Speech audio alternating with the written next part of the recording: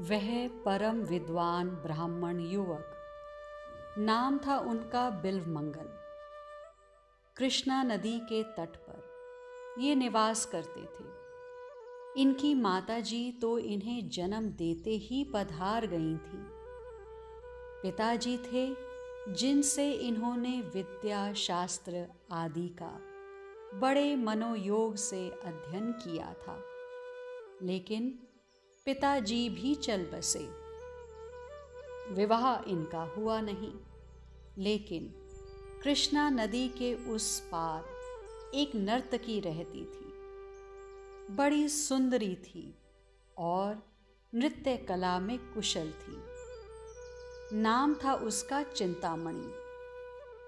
संध्या के समय उसकी महफिल सजती। लोग उसके पास जाते और मुग्ध होकर उसका नृत्य देखते। इन्हीं लोगों में एक युवक ये बिल्वमंगल भी थे। नित्य जाना और चिंतामणि को निहारना। धीरे धीरे चिंतामणि की आदत बिल्वमंगल को लग गई थी। अब आसक्ति का ज्वार उठा, और जब आसक्ति का ज्वार उठता है तब उसे संभाल पाना बड़े बड़ों को कठिन हो जाता है। यह संसारिक आसक्ति जो है, उसका पार पाना अत्यंत कठिन है।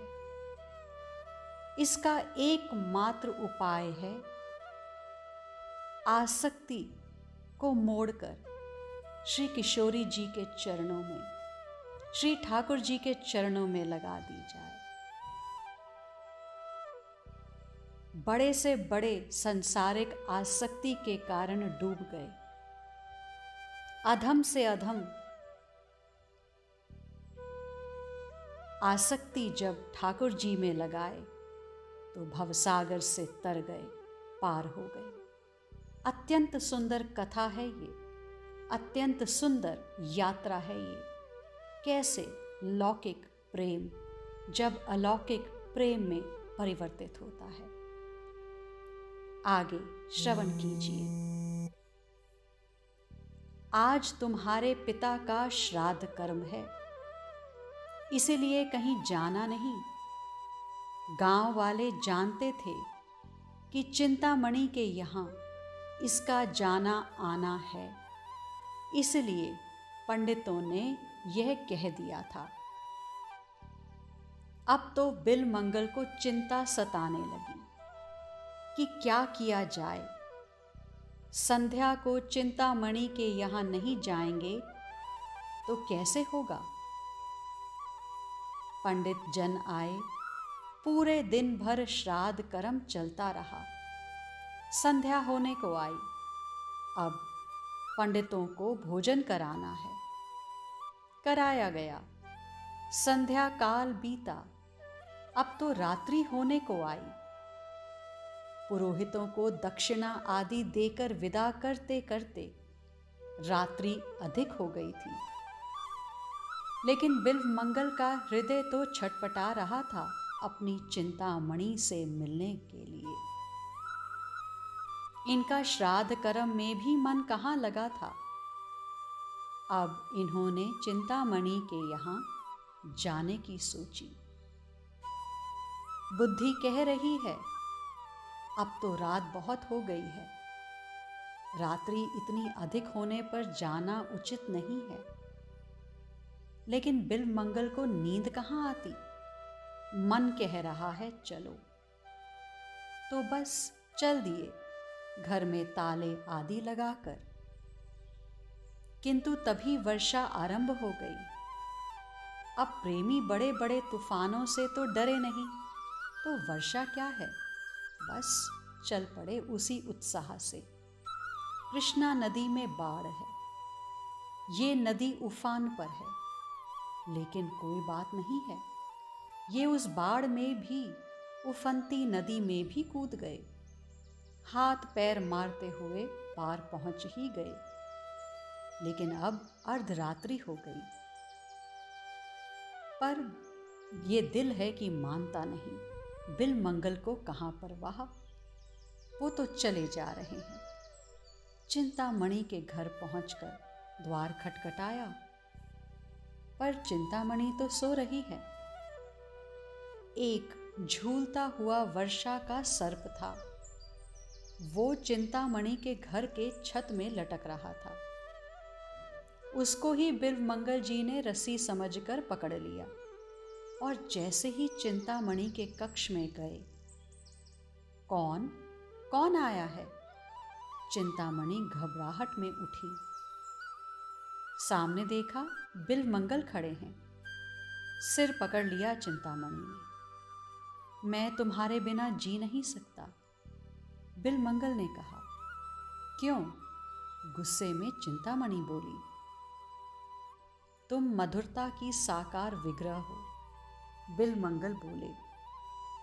किंतु उनका तो संपूर्ण विग्रह ही मधुर मधुर है, चिंतामणि ने कहा।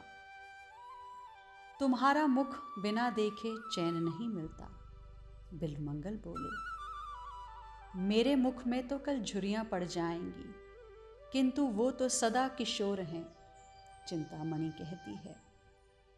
बिल्वमंगल चुप हो गए। चिंतामणि निकट आती हैं बिल्वमंगल के, फिर कहती हैं, मैं कहाँ सुंदर हूँ, तुम्हारी वासना मुझे सुंदर बना रही है बिल्वमंगल। सच में सुंदर तो वो है जो कल भी सुंदर थे, आज भी हैं और कल भी रहेंगे।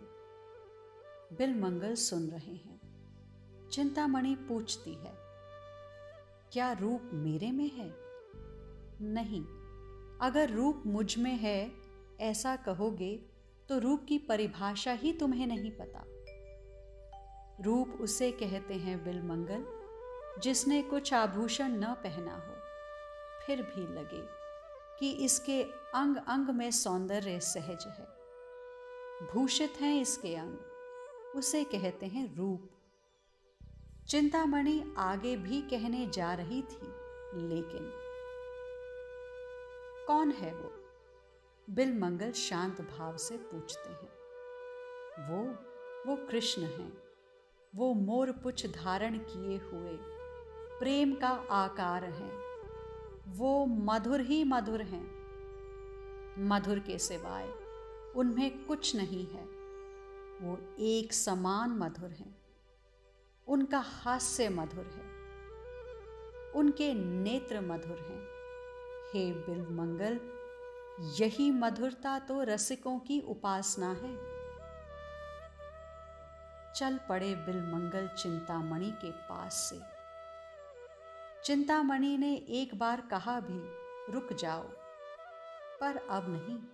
अब कहाँ रुकना था?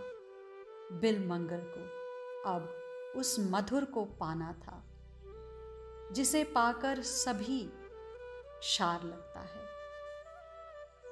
कृष्ण, इस नाम ने बिल्वमंगल के हृदय में खलबली मचा दी थी।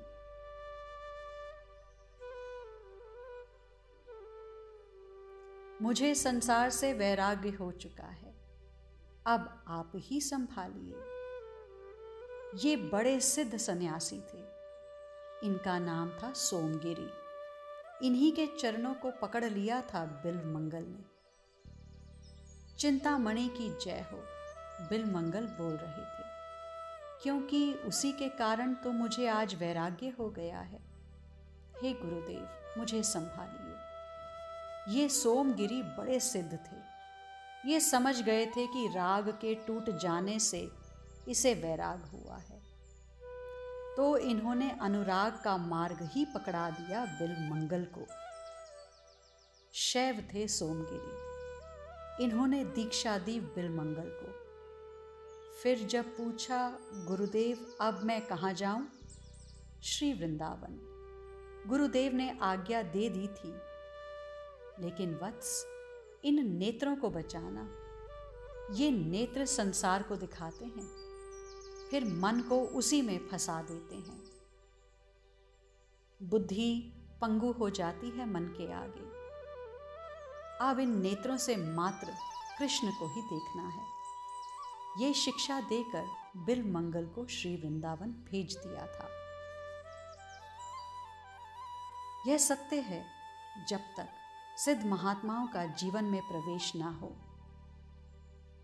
जब तक महात्माओं का, संत जनों का मार्गदर्शन ना हो, श्री कृष्ण को पाना असंभव है। किशोरी जी के चरणों की कृपा पाना असंभव है। श्री वृंदावन की ओर चलते चलते एक युवती मिली बिल्वमंगल को। बहुत सुंदर थी, बस उसी के पीछे लग गए थे। भेष सन्यासी का था, लेकिन युवती के पीछे। उस युवती को भी अच्छा नहीं लगा, लेकिन बिल्वमंगल उसके पीछे पीछे उसके घर तक पहुंच गए थे। हे महात्मन, आपको कुछ चाहिए क्या? हाथ जोड़कर उस युवती ने अब पूछा। कुछ क्षण के लिए मौन हो गए, फिर अपने गुरुदेव की वाणी स्मरण आई। इन नेत्रों को संभालना, यही नेत्र हमें भटकाते हैं। ओह! ठिठक गए बिल्वमंगल। महात्मन, कुछ चाहिए क्या? युवती फिर पूछती है। हाँ, क्या मुझे 2 कांटे मिलेंगे? युवती को लगा कांटों से कोई काम होगा। वो गई और जाकर 2 कांटे ले आई। लेकिन ये क्या? बिल्वमंगल ने इन कांटों से अपनी दोनों आंखें फोड़ ली थी। युवती चिल्लाई। उसके पति आए।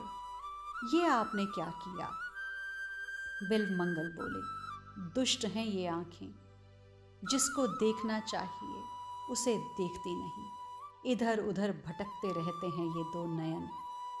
ये कहते हुए बिल्वमंगल उठ गए और हाथ से लाठी टेकते हुए चल दिए श्री वृंदावन की ओर। अब इन्हें कुछ देखना नहीं था। चर्मचक्षु बंद जरूर हुए हैं, पर हृदय के नेत्र इनके खुल गए थे।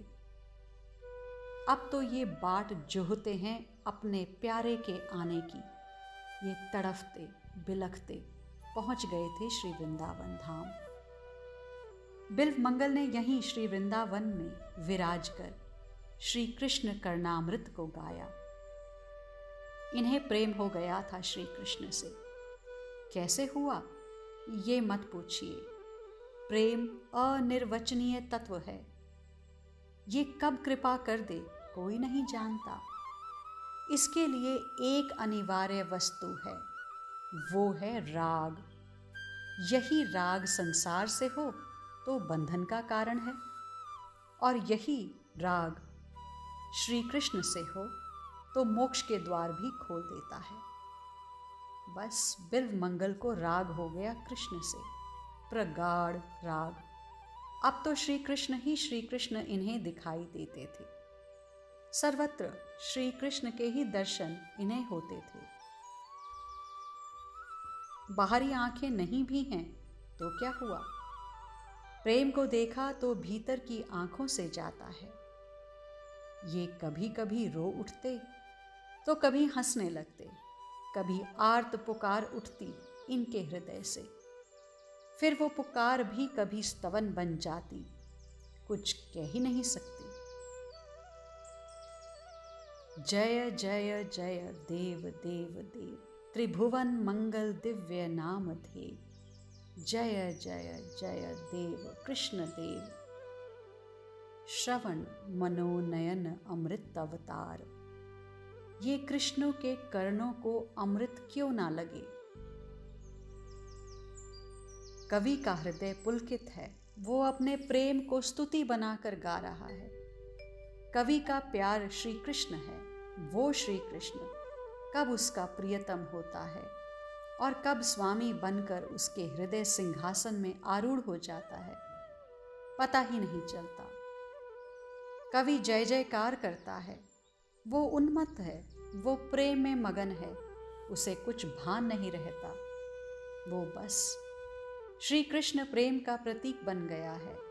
इनके प्रेम विरह ने प्रगाढ़ता का रूप ले लिया है।